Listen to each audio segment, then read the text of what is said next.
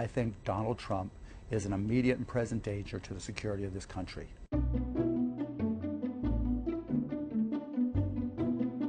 So we are on the set of Shark Tank. You know what? I caught you tweeting in between when the other sharks were talking. You were tweeting, and I went back and looked. Don't look, don't tell. And I saw you were tweeting about politics. What is it about you and this political season that's got you so fired up? Because I think our future's at stake. I have 3 young kids, and I couldn't look them in the eye and feel good about their future if I did insert myself and try to stop Donald Trump from being elected. Okay, you are very vocal on Twitter, a huge critic of Donald Trump, especially most recently you're challenging Trump to a 4-hour interview. In a series of tweets you said this, you said $10 million to the charity of your choice if you let me interview you for 4 hours on your policies and their substance.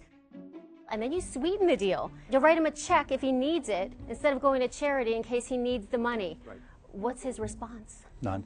I wanted to make a point that I don't think he understands his policies. I don't think he understands or knows the details that go behind them from whoever is giving him his policies. And I think that's a problem.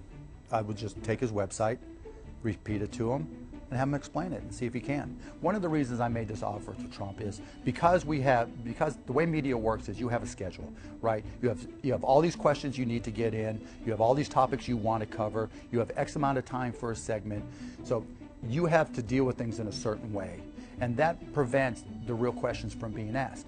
If I go on a show and do a talk show interview, if I wanted to deflect, it's easy to deflect for 5 minutes. You just talk about everything else, and all of a sudden, so you would have control over this interview. And not so much control. It'd be let's sit down and talk without time limits.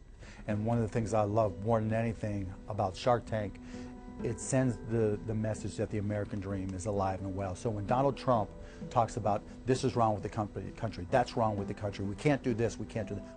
Right? We are a nation at our heart. There's an entrepreneurial spirit in it. We don't have to start businesses. It may be serving others and helping others and starting or developing or working at charities. We have that spirit to accomplish things. Shark Tank just reinforces that every single week.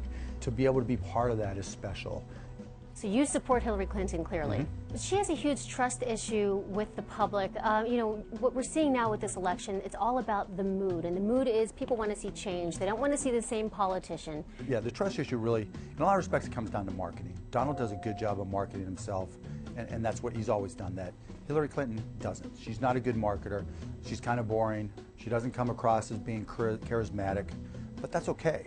I'd rather have somebody who understands the issues, understands what's involved to accomplish the goals of this country, and I'll trade off charisma and be like she admits she's not a politician at heart. The question then is, do you plan on ever throwing your hat into the ring to run for president? It's not even worth talking about it. Why isn't it worth talking about? The reason I'm having this conversation, the reason I've gotten involved is because I think Donald Trump is an immediate and present danger to the security of this country. His inability to control the things he says, his inability to understand the impact of what he says, his inability to have situational awarenesses creates risk for my country and for my kids, for my family, for everybody I know. When the President of the United States speaks, every word matters.